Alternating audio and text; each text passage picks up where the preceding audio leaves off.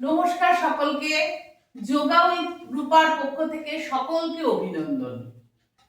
আপনারা আমার ভিডিওগুলো দেখছেন, খুব ভালো সাড়া পাচ্ছি, আপনাদের কাছ থেকে কমেন্ট পাচ্ছি, আপনারা করছেন, করে উপকৃত হচ্ছেন। আমার নিজেরও ভাল লাগছে যে আমি আপনাদের জন্য কিছু করতে পারছি, বা যোগের মাধ্যমে যে শরীর সত্যি সুস্থ রাখা যায় সেটা আপনাদের জানাতে পারছি। আজকে আমি যে ভিডিওটা করব বা যে ভিডিওটায় বলবো সেটা হচ্ছে 3টে রোগ নিয়ে আমি আজকে ভিডিওটা বানাচ্ছি। সেটা হচ্ছে, প্রথম হচ্ছে থাইরয়েড, থাইরয়েডের রোগ, তারপরে হচ্ছে ভ্যারিকোজ, তারপরে হচ্ছে হার্নিয়া।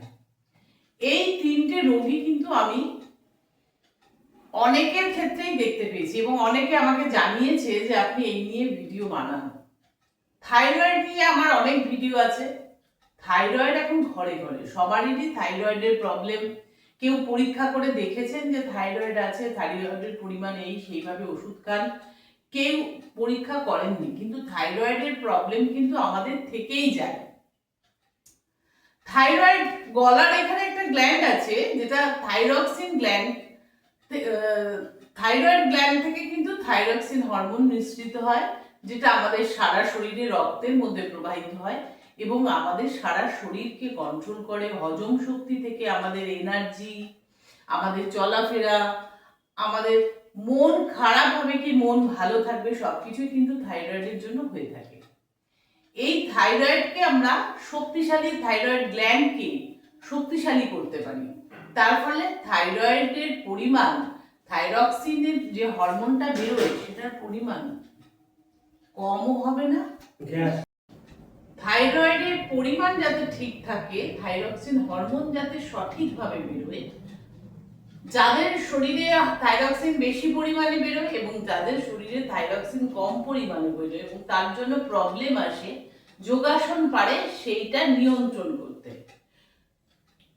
কোনো ক্ষেত্রে থাইরক্সিন বেশিও বেরোবে না, কমও বেরোবে না, একটা নিয়ন্ত্রণে থাকবে আমাদের শরীরের লেভেল অনুযায়ী। সেই জন্য আমরা যোগাসন করব।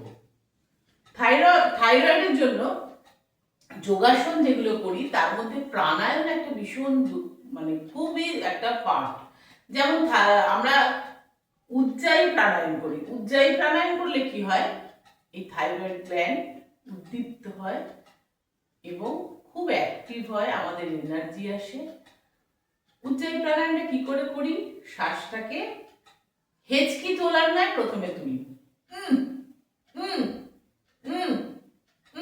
এরকমভাবে তুলতে তুলতে শ্বাসটাকে আমরা ধরে নেব, তারপর দমটাকে আটকে রাখবো, উদ্যান দম দেব, দিয়ে শ্বাসটাকে ছাড়বো। দেখে নিন কিভাবে করছি।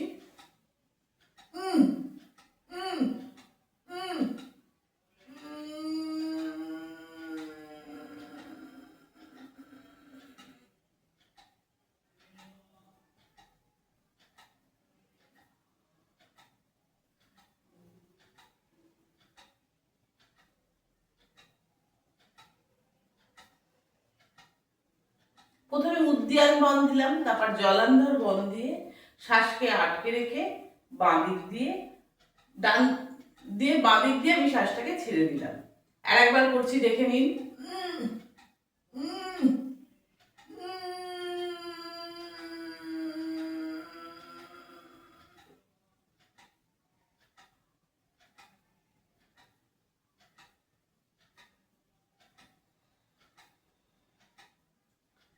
এতে কিন্তু আমাদের ঠিক গলা থেকে আওয়াজটা বেরোচ্ছে, দম স্বাভাবিক থাকছে, নর্মাল ব্রিদিং, গলা দিয়ে আমাদের আওয়াজটা বেরোবে। যাদের অভ্যাস নেই তাদের কিন্তু কিছুতেই আওয়াজটা বেরোতে চায় না।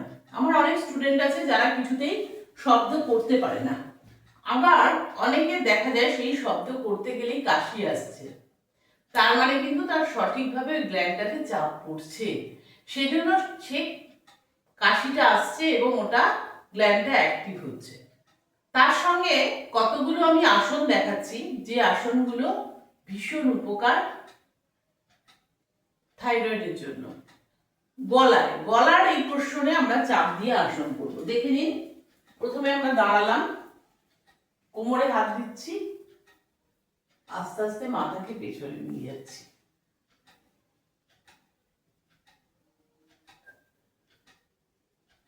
গলার এই পোর্শনে টান পড়ছে। এটা শুধু গলার নয়, যাদের গলার চিন পড়ে বা গলার ভাঁজ পড়ে তাদের জন্য এই আসনটি উপযুক্ত।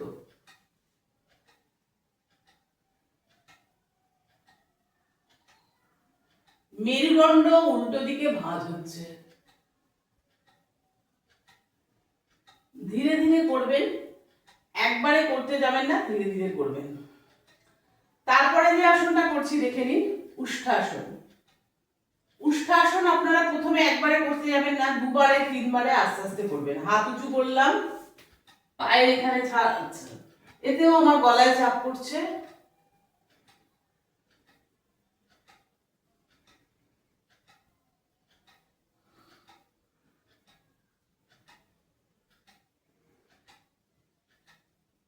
এরকম ভাবে অভ্যাস করতে করতে আপনারা যখন পুরোটা করতে পারবেন তখন আস্তে আস্তে পুরো হাত দিয়ে পাটাকে ধরবেন।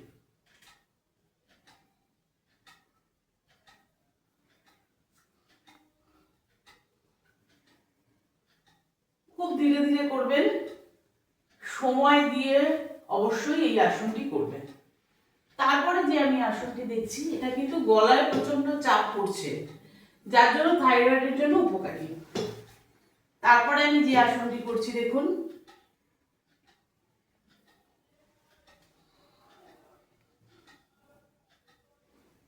থাইকে হাতকে থাইয়ের তলায় দিয়ে দিলাম, মাথাকে ফোল্ড করলাম।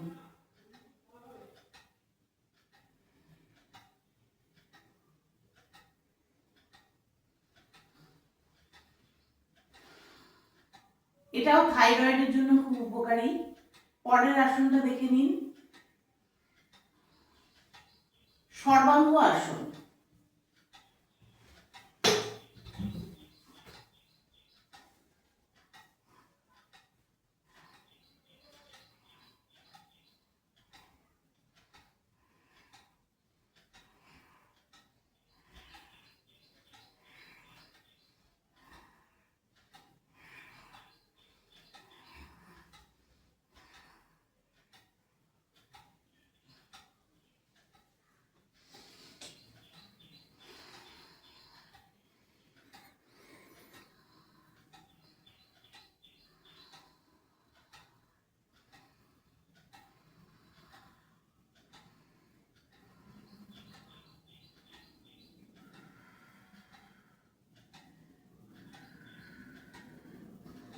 মুখ দিয়ে শ্বাসকে ছাড়বেন, ওতে কিন্তু আপনার শরীরে নেগেটিভ এনার্জি বেরিয়ে যাবে।